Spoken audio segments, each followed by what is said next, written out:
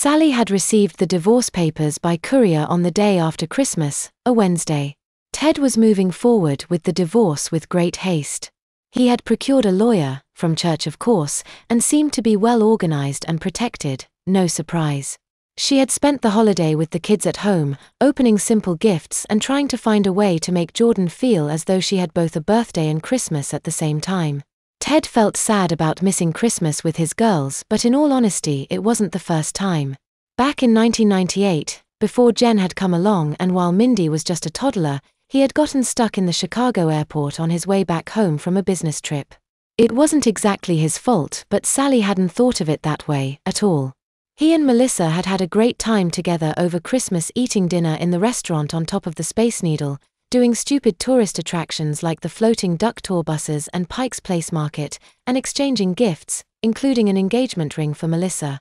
He felt some guilt for the way his previous marriage had unraveled, but he soothed it by telling himself that it had been a bad pairing. We weren't matched, we had different dreams. Melissa and I are headed down the same path. She wants to serve the poor as bad as I do. Sally is too much of a homebody and nurturer to let me stretch my wings like God made me to do. He had only seen the two younger girls since their weekend visit before Jordan went on Christmas vacation. The story Melissa told about what had happened in their bedroom was that Jordan had cussed her out and tried to hit her when she had just nicely tried to help with the diaper. Melissa had told Ted that she thought it was borderline abusive that Sally was making Jordan wear them anyways and that she wouldn't allow something like that in her home. Obviously she was an unfit mother. Ted had misgivings in the back of his mind but went along with the story. As much as Ted really wanted the freedom to pursue his life's calling, he also really wanted to prove a point to Sally, that he was stronger than her and that he had been right. He wanted to be vindicated in front of the church community. Getting custody of the kids would be a major inconvenience, but it would teach Sally a lesson. However, it was not really what he wanted per se, and he knew it wouldn't end up being in their best interests even if he got a nanny or something. The lawyer had pushed for this line of action and encouraged Ted to provide any potential details that could suggest Sally was not a capable parent.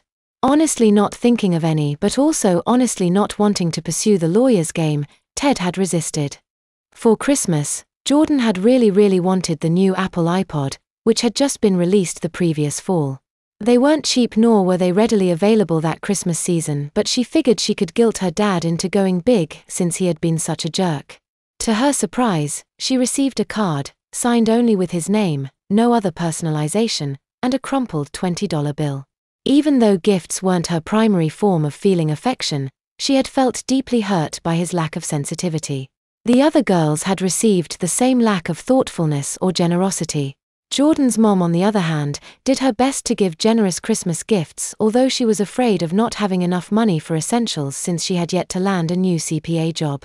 She had been applying and looking for child care for the two youngest girls to no avail, and so she didn't want to spend a ton of money they might need to survive in the future. Practical won the day. New clothing items for everyone as well as some new pajamas for Jordan. The abundant washing was beginning to take its toll. The younger girls each received small toys as well. Jordan had been thankful but disappointed. "I know it's not like it has been in the past, girls, but we've got to be smart right now. I'll make up for it, I promise," Sally had said. Despite being a week later than the actual day of her birth, Jordan's party took place on a Monday night, New Year's Eve, deep into Christmas break. She had decided to take her mom's advice and invite her newfound friends Cindy and Riley, as well as Alex. Georgia was still on her family's fabulous vacation in Spain, so she was left out. The plan was to begin at Jordan's house for cake and ice cream in the evening before heading out to go skating in fancy dresses together. The other girls' moms were supposed to pick them up shortly after midnight. The decision for no sleepover seemed curious to Cindy and Riley, but of course not to Alex, although they knew their newfound friend didn't have a very big house anyways.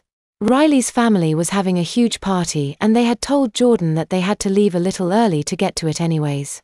Jordan had still been wetting her bed nightly and getting the twice-daily treatment from her mom she had begun to expect and even rely upon as a kind of coping mechanism. The Monday morning of her party, she had awoken for the second time in her life bleeding, but this time it had been completely contained to her soft purple diaper.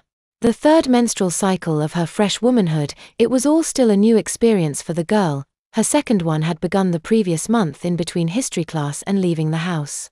"Oh dear Geordie, looks like you're more than wet again this morning," Sally said, having pulled the covers back and Jordan's pajama pants down. "Let's get you in the bath." Well, I guess that's one nice thing about wearing a diaper to bed, she had thought. Then reconsidering, she thought further, well, maybe it's not the only good thing about wearing them. The now teenager's mind immediately went to the pure white dress she and her friends had picked out for her to wear that night and fears of stains and leaks. But as it turned out, her concerns proved to be unfounded with her mom's expert care and advice. When the girls arrived Monday night, Jordan looked adorable in her white birthday dress with the pink bow. It was cold outside and the thin white hairs on her arms and legs stood up on end when her guests bustled in the door, dressed to kill themselves, and offered hugs and smiles and compliments. "You look so cute," Cindy and Alex cried in unison. Said, "Oh my gosh," Riley exclaimed and winked, "You're gonna knock 'em dead, girl." The 4+ Jordan's sisters, who also wanted to dress up fancy, and Mom had a great time eating cake and twirling around dancing in their pretty clothes in the living room before. Jordan had been nervous about her friends wandering into her bedroom and finding her diapers in the closet, but she and her mom had agreed to move the supply to the master bedroom, along with the plastic sheet off of Jordan's bed. The room still smelled slightly like stale pee, but of course Mindy was sharing it at that point, and so Jordan had plausible deniability. Mindy had been a little angry when she was told that she would be taking the fall if the girls asked about the odor because, as she pointed out, "Jordan is wet more often than I am anyways, Mom. And she's the one who wears a Real diaper too." The complaint was silenced immediately, followed by a promise on Mindy's part to follow through with the ruse.